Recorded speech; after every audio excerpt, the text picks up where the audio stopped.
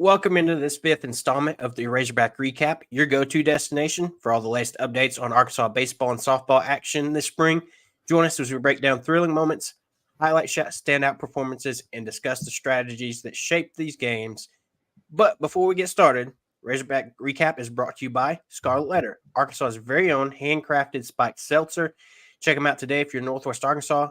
Especially check out their core brewery tap room where you can get Scarlet Letter in all their various flavors. So a great weekend as Arkansas baseball went on the road. And, I'll start out and say, go ahead and don't mind me on my voice. I've been sick over the weekend, but we're still going to have the show for you guys. So Arkansas went on the road to Auburn and got the series win on the weekend. So they are still doing pretty well in SEC play. Softball had Mississippi State coming down. Didn't fare as well as we'd like, but we'll get to that in a minute. But we'll start out with Arkansas versus Auburn game one. Arkansas won this one 1-0, a quick, low-scoring game where Arkansas's pitching staff and depth really won this game for you here where the bats just weren't there that game. And, Hagen Smith came out with another phenomenal outing, 6 innings, 87 pitches, so pretty efficient for 6 innings.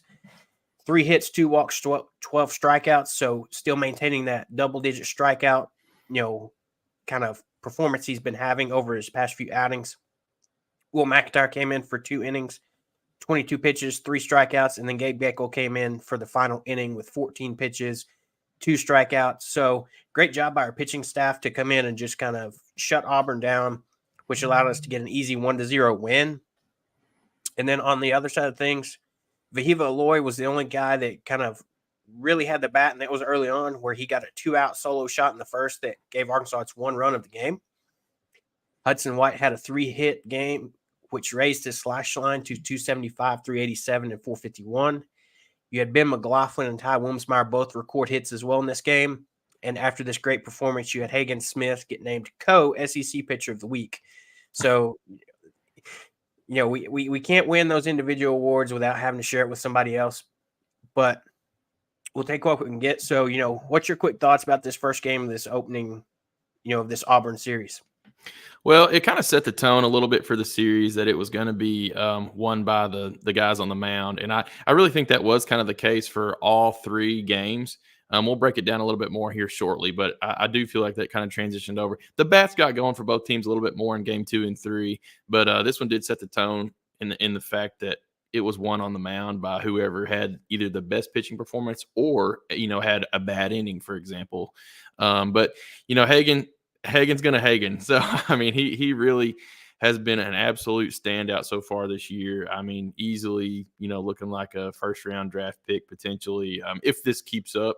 This was against a very good Auburn team that they've had a rough start to their conference play. I think they've only won 1 game now in conference, but they're not a bad team. You can tell when you watch them play. They've got 3 to 4 really, really, good players with some other, solid players behind them, but like 4 especially that stand out behind like Murray, Ike Irish, a couple other names out there. But I thought Hagen did a fantastic job really shutting their lineup down completely. And then McIntyre and Geckel, they do their thing too. Easily have been some of our better relievers. And Geckel is, in my opinion, probably a lock as a closer for those Friday night games, unless you're up big or something like that, and you might want to save him. So we're slowly starting to see kind of the trends, if you will, of how our rotation is going to go on the Friday, Saturday, Sunday kind of type scenarios, even though this series was a Thursday, Friday, Saturday, so a little bit different. But we're slowly starting to see kind of the gel of that pitching rotation, and it's been pretty awesome. This was a great game. Yeah, that's very true. It's one of those things where I think if you're David Van Horn on this Razorback team, if you're starting Hagen on the Friday night games, or in this case Thursday, that first game of whatever day it is in a 3-game series, for the most part, 90% of the time, you're most likely going to get the win there, and you can start out a series ahead on the right foot. That way, you don't put yourself in a tough situation where you have to win 2 straight to win the series. So I think that's one of those things where if Hagen keeps pitching at this level that he is right now, I think you can, for the most part, going into series, and I know it's the SEC and it's very competitive, but there's a good chance that you can go ahead and count yourself 1-0 in most of these series that you're going into. Now, this upcoming weekend could be very different with LSU coming to town. They're a really good ball team that, they have equally as good as staff, maybe not to the level that we have with all three guys, but they really have a good pitching staff and they have some guys that can hit the ball really well. So this weekend is going to be one of those weekends where we have to be able to hit the ball, unlike this past weekend where we kind of struggled at that a little bit. Yeah, that's very true. It's going to be crazy crowds. I've already seen, speculation that we've got potential to break records this weekend with it being, a top 10 matchup. I know LSU haven't had the best start to their SEC play, which kind of scares me in a way because they're going to be coming to town hungry. So definitely got to be on the lookout for them to come in and really be aggressive and trying to run on the base paths, things of that nature. I would expect a good bit of that. They've got some real speed on that team. But like you said, if you can come out there and Hagan can do his thing, you can almost chalk up game one to, potentially a win as long as everybody hits the ball at least fairly decently. So it's great to have somebody like that as your ace. That almost like Blaine Knight, back in the day, back in that 2017, 2018 time frame where if he got to start, it was a win all year long. So I feel like Hagan Smith kind of has that level of potential. Yeah, that's very true. And we got to say, after this, big congratulations to Dave Van Horn, too, as over the weekend he became a grandpa to triplets. So after this first game one win, he flew back to Fayetteville to be with his daughter as she was giving birth to his first grandchildren. So that means this game, too, he missed the second game of the series. Arkansas still pulled out the win here 6-5, but it was a very eventful game, to say the least, where, it seemed like one of those games where what could go wrong did go wrong, and in a sense of the Hogs just kind of looked sloppy in this game with some of their fielding and things of that nature. You had Brady Tiger get the start in this one, go 3 2/3 innings, 76 pitches, 3 hits, 3 runs, walked 5 guys, 4 strikeouts. Cody Frank came in for 2 innings, going 32 pitches, allowed 5 hits, 2 runs, 2 strikeouts. Gage Wood came in for 2/3 of an inning, 23 pitches, 2 hits, 2 strikeouts. Stone Hewlett came in for a third of an inning, going 6 pitches with 1 strikeout. You had Cooper Dossett come in, 1 1/3 inning with 16 pitches, 1 walk, and 1 strikeout. And he is the guy that kind of split the innings where the umpire got hurt, and we took like a 30 to 45 minute break there while they were getting the backup in place. And so he was the guy that kind of was on the mound before that and then had to come back after that and kind of get back in rhythm a little bit before we pulled and put Will McIntyre in for that final inning in 10 pitches with 2 strikeouts to come in and kind of clutch in that final inning where we needed him to be.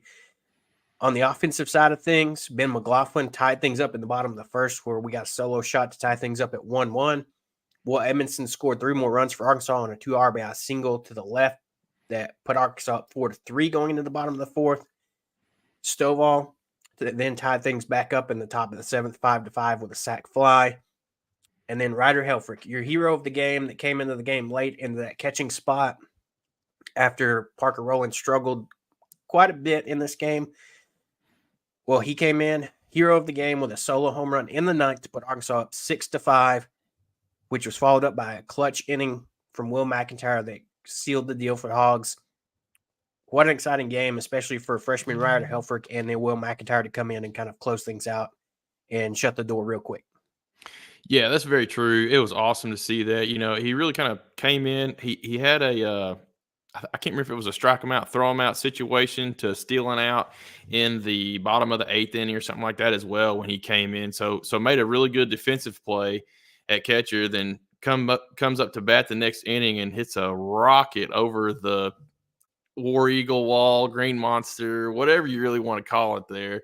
It's ugly in my opinion, but it's cool for them. I'll give him that. But he really came in and stepped up big, considering, he was cold, hadn't been in the game a whole lot, came in, and I believe it was that 8th inning, and kind of turned on the Jets right away. So really stepped up big considering he's a freshman, second conference series.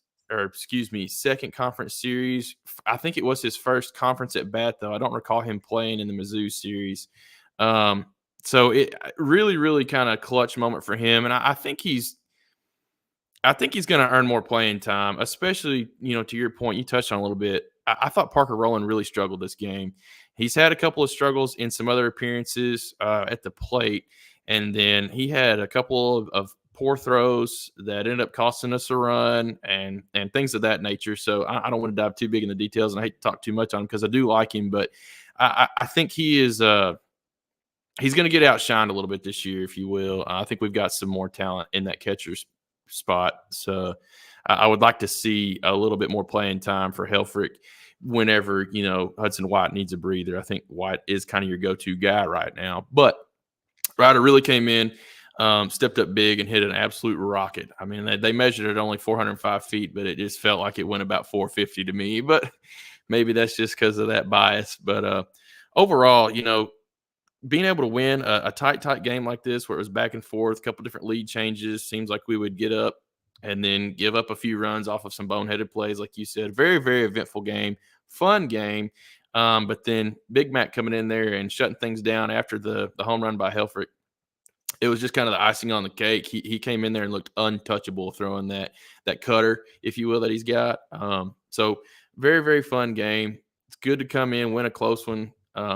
Kind of get your nerves going a little bit, but it obviously won the series in this game too. So Ryder Helfrich stepped up big for us for sure. Yeah, that's very true. It's one of those things where, like, I know I even texted you during that game. I was like, not trying to be negative on a guy, but Roland was really, in a sense, playing himself out of playing time, just because, like, the one play that stands out to me is when he tried to throw to third, which is not a good idea to begin with, and then just soared over Spreglot's head and let them score a run. But coming into the season, they said Parker Rowland was probably our best defensive catcher, and he did not have the best outing. I know guys are going to have bad outings from time to time, but it's one of those things where on the off day, like you said, with White starting Friday or in a sense Friday and Sunday, or in this case Thursday, Saturday, you might see Helfrich more in that Friday or Saturday spot, giving the relief to Hudson White. Yeah, I think that's really true. From every at bat that I've seen him take, considering he's a freshman, he does not look like a freshman out there. Very big body fella, that can absolutely crank a ball, and then he just looks a little bit more mature from his plate approach and things of that nature than you would think out of a freshman. And that is one thing that was commented after the game. They talked to Auburn's coach, if he was surprised that the freshman catcher comes in and do that. And he was like, heck no, everybody knows who that kid is. Everybody wanted him on their team. So that's a testament as well to the job that Van Horn's able to do in the recruiting side of things. Go out and get these kids that are able to have that instant impact because they're that level of a talent that every coach in the country knows exactly who they are, even if they don't get as much playing time since they're a freshman. That he's not even shocked that the kid comes in there and hits a dinger to win the game, So that's something that was kind of a cool moment, I think, as well, that Ryder Helfrich's going to be able to go back and watch that little quick interview they had with Auburn's coach and think about that one for a while. So awesome game here. It was closer than I wish it would have been, but a lot of different players stepped up, and it was a fun one for sure. Yeah, that's very true. Helfrich's one of those guys that, Van Horn said he was really surprised that they got on campus, and I think that was a surprise because of the guys that we had back in the catching room, like David Horn talked about. He said there's several guys that they didn't expect to have on this roster, and Helfrich was one of them, along with probably a couple of the other guys, Hudson Polk and Parker Rowland. I think he kind of expected for one of those guys to be gone, where you just have a room of White, Rowland, or maybe he wasn't even expecting to get, Helfrich, like he said. So it's one of those things where it's good to have that depth, but then you got to look at it on now. It puts into question, who do you play besides Hudson White that's been your consistent go-to guy so far? Yeah, and I think you hit the nail on the head as far as, Parker Rowland. I hate to say he might have played himself out of some playing time, but I think that, could be the case, especially when you have that many mouths to feed at that position. There's not a lot of room for error, if you will. So everybody can be on a little bit tighter leash. If somebody starts, scuffling a little bit, you have somebody else you can put in there that can get you more wins. And I think the team does a pretty good job. You already heard it from Hudson Polk way earlier back in the year, when he was kind of struggling to get at bats and was thankful for the ones that he got that big grand slam early on in the year and stuff when he had that first at bat of the season and stuff. But he did say, it's okay that I'm not getting as much playing time. I want this team to win. I mean, that's paraphrasing, but that's pretty much what he said. And I think a lot of the players on this roster have that same mentality. Yeah, there's a higher level of competition than there has been in the past, so playing time may be a little bit tougher to come by and things of that nature. But I think everybody's okay with that and understands that that's what it takes to get to Omaha and really make deep runs and, kind of continue the dynasty, if you will. So I think everybody's on board, even if they are sitting a little bit more often than they're used to. Everybody knows that this is the recipe for success. Yeah, very true. Dave Van Horn knows what he's doing, so I'm not too worried about. I'm not going to question, in a sense, what he thinks. Things like that. So, in DVH I trust, so we'll go with that. And so, as you go to the third game of the series, Arkansas unfortunately lost this one. Couldn't sweep this one. It was a close game, 8-6, where you had Mason Molina get the start in this one.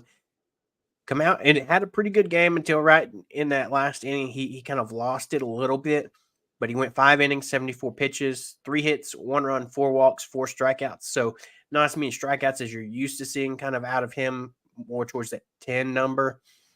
Then Cooper Dossett came back in this game only for 8 pitches, allowed 2 hits, 2 runs. Gabe Geckel came in 14 pitches, 1 hit, 3 runs, 2 strikeouts. So, not the best outing for him, trying to come in a kind of middle relief type of role. You had Colin Fisher come in for 2 2/3 innings, 39 pitches, gave up 4 hits, 2 runs, 1 strikeout. One of those runs being a solo home run that, was tough. But then you had Stone Hewlett come in for the final 1/3 inning with 7 pitches and 1 strikeout. So used a handful of guys in this game. One of those where bats, I don't know if it's necessarily just on the bats. Pitching struggled a little bit in this game with some control, things of that nature. When you do look at the offense, Jared Spraglott had a great game. This one, 3-run home run, followed up by a Kendall Diggs 2-out RBI double that put the Hogs up 4-0 early. Then in the top 6, Kendall Diggs struck again with a triple that scored Stovall to have the Hogs up 5-1. And then Will Edmondson added an RBI double that cut the lead 2-1. But unfortunately, we couldn't get those final 2 runs to tie it, to push to extras, or even get the win. You get Stovall go for 2 for 5.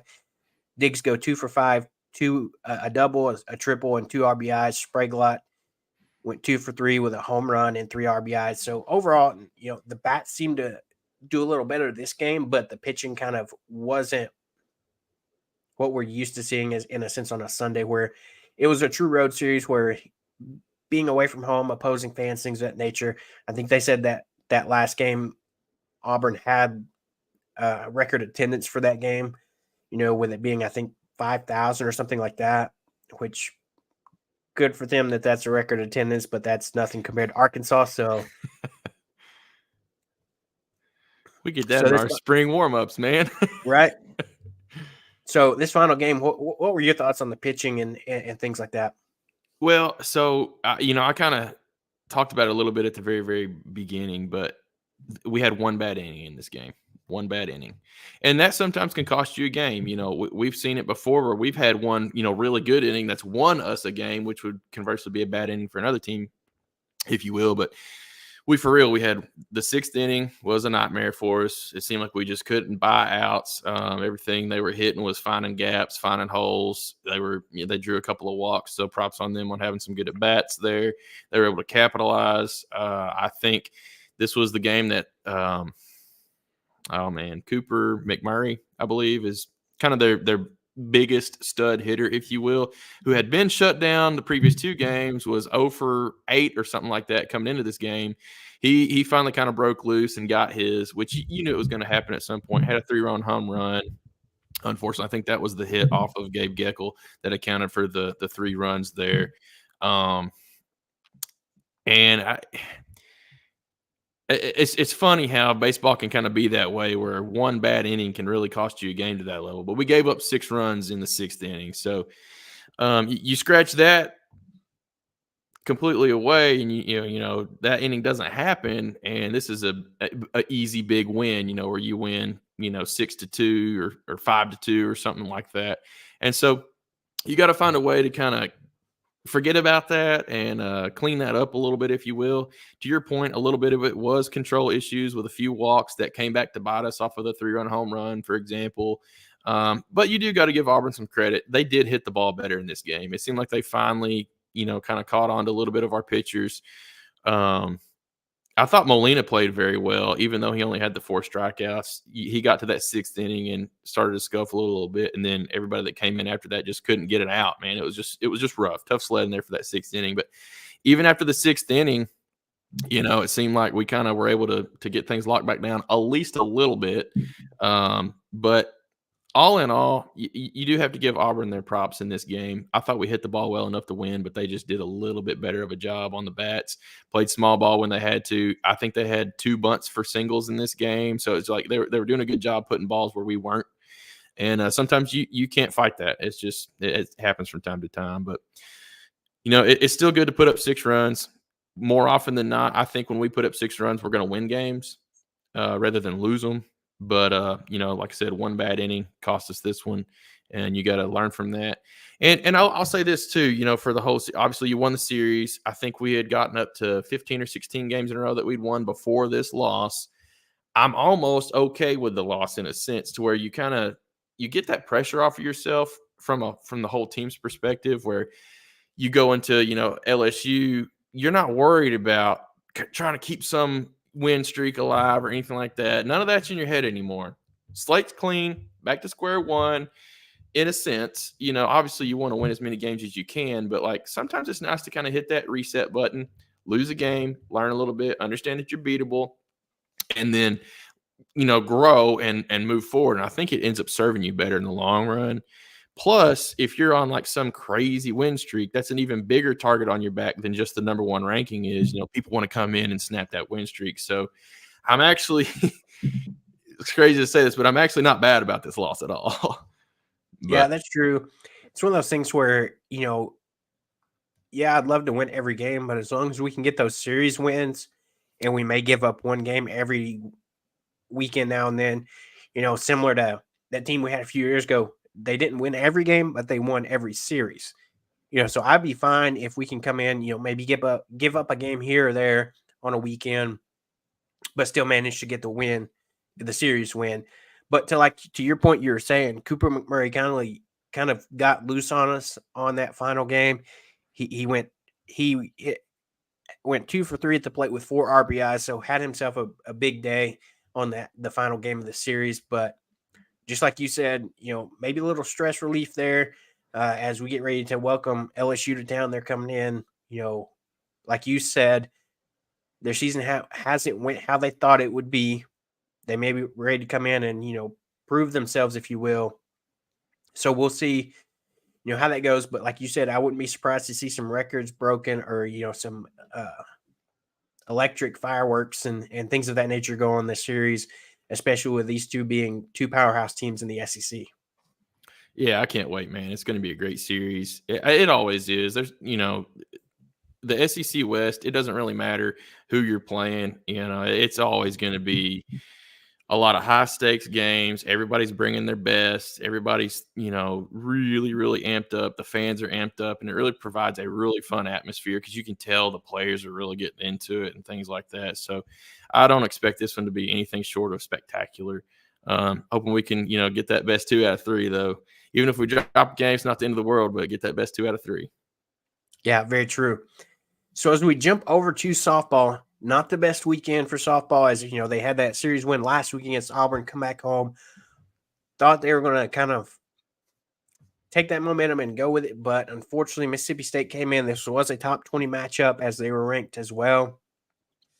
Came in, kind of shut Arkansas down, especially this first game. We lost 6-3. Pitching wise, you had Morgan Leanstock get the start here, 6 1/3 innings, 10 hits, 6 runs, 2 walks, 4 strikeouts. She was relieved by Hannah Camden, who came in for the final 2/3 innings with 1 hit, allowing 1 hit. In this game, all the offense came off of Hannah Gamble, who had a 3 RBIs off of a 3-run home run. And that was all she wrote in a sense for the Arkansas offense on Friday for the first game of the series. Yeah, this was a little bit of a weird game. It just seems like they had our number to a degree as far as pitching goes. I was almost expecting us to do a little bit better than we did. Granted, we knew that their pitches were phenomenal. We kind of talked about it in our preview show on Thursday that I think they have 2, maybe 3 pitches that all have ERAs of like 2 or less or something absurd like that. So we knew the offense was going to be tough to come by, but I thought we were good enough to match up maybe a little bit better than we did in this series overall. We'll cover it a little bit more in a minute, but they definitely, you got to give them their credit. They've got a good pitching staff, and it really showed in game 1. Yeah, it doesn't help that you're without 2 of your top pitchers with Robin Heron being injured and Reese Berlin as well. You don't see these names on the pitching, stats here. You're seeing the same names all weekend, and so you see that you're struggling. And when you're down 2 of your top pitchers, that's going to happen. So hopefully they can recover and get back soon. I don't know what the timetable is, but we'll have to wait and see. But hopefully they can make it through these next however many games that they're going to be out and keep not that the ship's sinking, but keep things kind of in a happy medium until they get back. So it's not like they just have a crazy bad however many games and then have to try to struggle to get back into a winning streak, if you will. Yeah, that's very true. So if you jump over to Arkansas game 2, they won this game 3-0, where Hannah Camden started this game, pitched 4 innings, 2 hits, 1 strikeout. Morgan Leanstock came in relief in this game, 3 innings, 1 walk, 2 strikeouts. This game did set the single game program record crowd of 3,811. So everybody got out there and went to this game with it being a top 20 matchup. Very good thing to see these program records continuing to be set by this program. Bree Ellis had herself a day going 2 for 3 with a solo home run, which was her 11th of the season. And 2 of Arkansas's 3 runs were scored with 2 outs. So some clutch hitting situations there. Reagan Kramer went 2 for 3 with an RBI, and then Kennedy Miller, as we talked about before, the outstanding freshman catcher went 2 for 3 with 2 doubles and an RBI in this game. So Arkansas really turned things around this game and managed to get the win with being able to shut them out and put up some more runs in this game.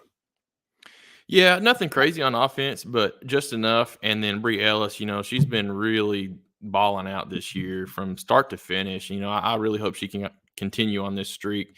11 home runs so far. That's a pretty big number this early in the year. So she's doing big things.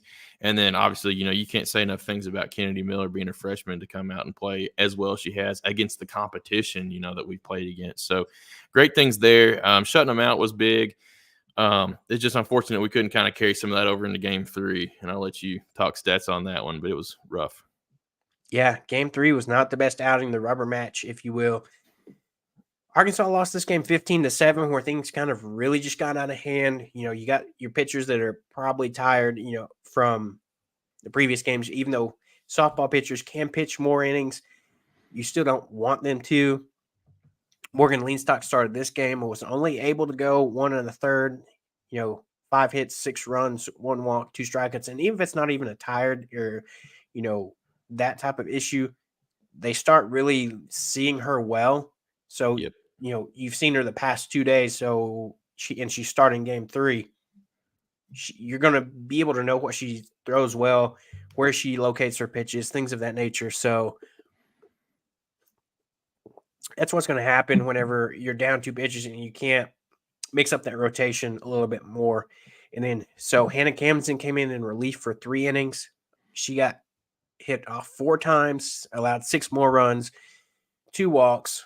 You had Nikki McGaffin come in for just 10 pitches, 2 hits, 3 runs.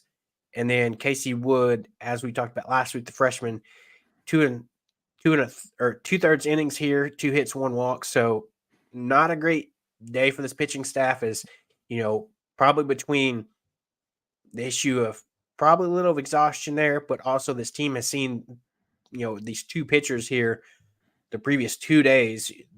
They're seeing them well and that type of thing.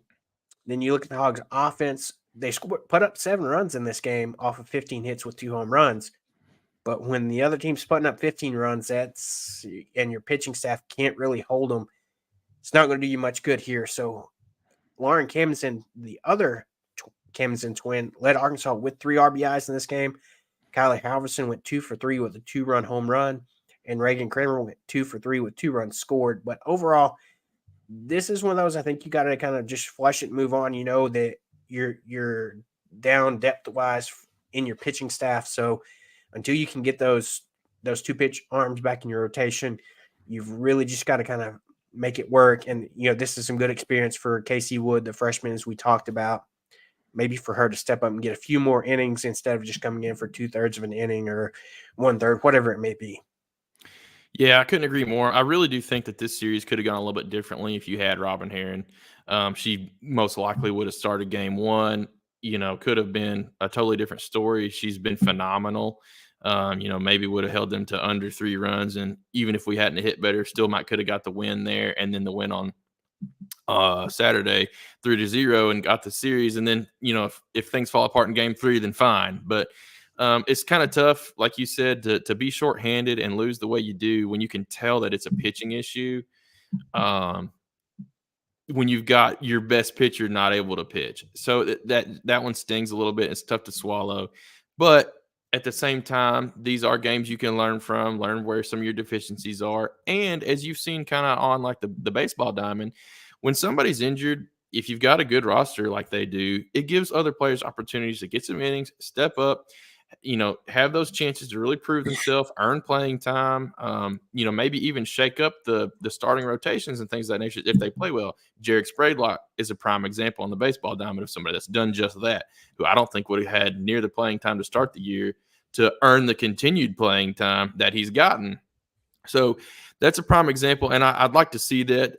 Going forward, you just kind of hit the nail on the head. Somebody like Casey Wood maybe can get a few more innings now that she's starting to get a little bit more confidence and things. I mean, she hasn't just looked phenomenal or anything, but she hadn't really been out there long enough to look phenomenal. So she is very talented. That's one of the big things that everybody heard whenever she was coming in as a recruit, is that she was a big talent that had a lot of potential to kind of be the next ace in a few years, if you will. So I'd like to see her, maybe take advantage of some of that playing time, depending on how long, we're fighting the injury bug.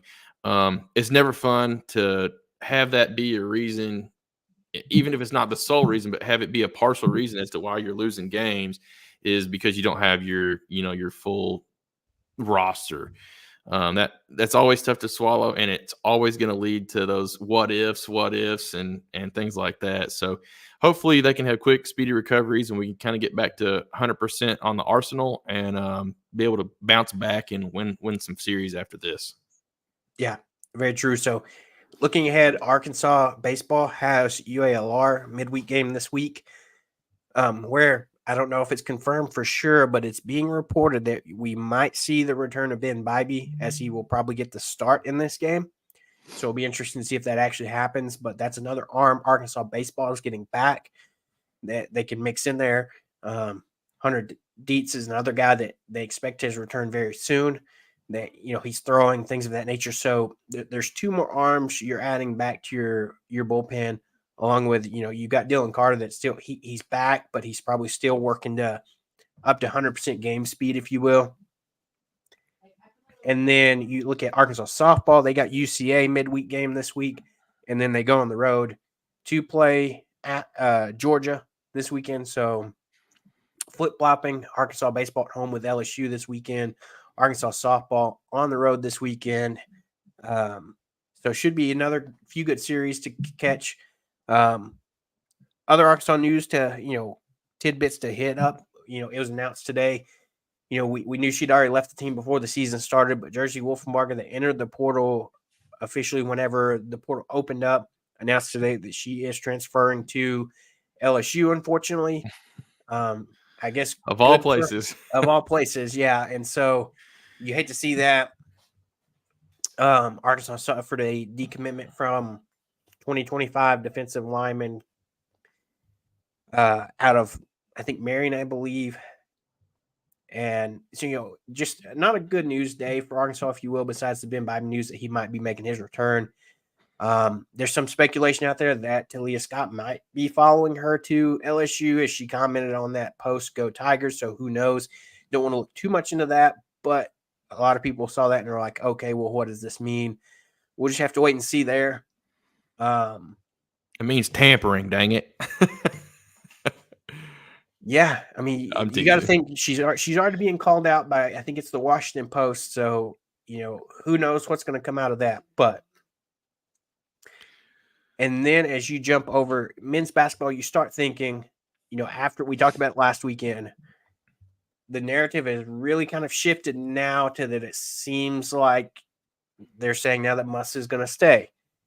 From what I've heard, that it's really probably up in the air until we know for sure when he puts ink to paper and signs an extension, whatever. They're talking about the last time he signed his extension after a season. It wasn't until, I think they said April 14th. So if you're going off that, and there's still 2 more weeks that he's may not sign anything. He may be out on the road recruiting and not worried about signing that right now. I know us as Arkansas fans would love to have that confirmation right now, but if he's still out on the road recruiting for Arkansas, I'll take that. And to know that it seems like we're trending with him staying, with some of these jobs already filling up. Dusty Mays, the top candidate that people were speculating for a lot of places, took the Michigan job. You saw JMU's coach take the Vandy job that was announced earlier today. You saw a few other coaching jobs move. I believe Stanford's coach took the Washington job. So you're seeing these coaching carousels take shape a little bit. You've still got a few of those top jobs out there that people are wondering. You still got Louisville that they don't have a coach yet. They're thinking things may open up with – they could throw a wrench in things if, say, UCLA's coach Mick Cronin takes the Louisville job. Then you've got UCLA sitting open. But it's one of those things that's tough. Thank you, though, How Podcast. That we appreciate it. Means a lot, man. Thank you. Yeah. But it's one of those things where it makes you think. But as of right now, I feel pretty confident thinking that he's going to return. He's out there recruiting. We've got a transfer that's going to be on campus this week, a transfer from UMass that,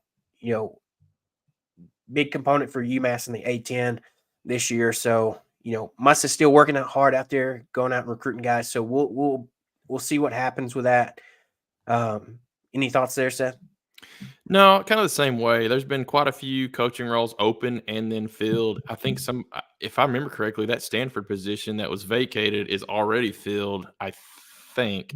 That sounds right. Yeah. So a lot of coaching moves that are happening that Muss's name hasn't necessarily been like swirling around as much as anybody would have thought it would have been, for some of those bigger universities positions. So like you said, I think that bodes well. I think that may, point to a good direction that he is going to try to return, especially if they can kind of get all the I's dotted and T's crossed on all the things that he's hoping for. I think everybody's thinking that more NIL money to work with and things of that nature, or some things that he'd like to have. And I completely get that. So I'm hoping everything, everybody can come out of this whole situation happy as a little pig on a pigsty and can just kind of flush last season, if you will, get on the recruiting trail, really have a bounce back year next year. I think that would do nothing but good things. Build a lot of confidence in Muss to maybe stay around even longer. If he can, have the bad year, flush it, come back and have a bounce back year, I think, then he'd really have some leverage, if you will, and then fan support to sign maybe an even longer contract and pull this guy, not necessarily a lifetime deal like Kansas or anything like that, but, lock him up, give him that faith that we really have in him to do his thing and not ever feel like he's got to worry about a hot seat or anything like that. So that's my fingers crossed wish, so to speak. So I'm manifesting it. Yeah. But anyway, we'll keep you guys in the loop as soon as we hear more official things. And I've got my ears tuned to see if there's any commitments start coming our way. I think if you start seeing some trickle commitments, that might point even further to him solidifying it with at least some of the recruits that he's going after. That, look, y'all, I ain't signed anything yet, but I'll be there. Maybe that'll help get some of these guys on campus and committed. So you start seeing some of that happen. Maybe the bow gets tied up real nice and neat, and then he ends up inking something pretty quick after that. Yeah, that's true. Shout out Splash Brothers. Thank you for the love there. We appreciate it. But like you said, yeah, so all we got to do is just wait and see, hope there. We'll keep you updated this week as spring practice is resuming this week. Tomorrow, I believe. We'll keep you updated there. It's just we're a couple weeks away from the spring game, which is exciting to kind of see everything. I know the practices are starting to be open on Saturdays for media and the public, so you're starting to see a little bit. But once we actually see that spring game, it'll be nice to see what this offense looks like. Maybe any type of improvements from the offensive line. It's still hard to gauge improvement, if you will, since it's still Arkansas against Arkansas, if you will. So they're not going to really be going 100%, but it'll be a good idea to gauge off kind of where they were last year to where we are this year. I think the big question mark everybody's going to want to see this year is what does quarterback play look like? You've got Taylor Green that came in from Boise State that we got to talk with. You've got Criswell that's back from last year that kind of sat behind KJ.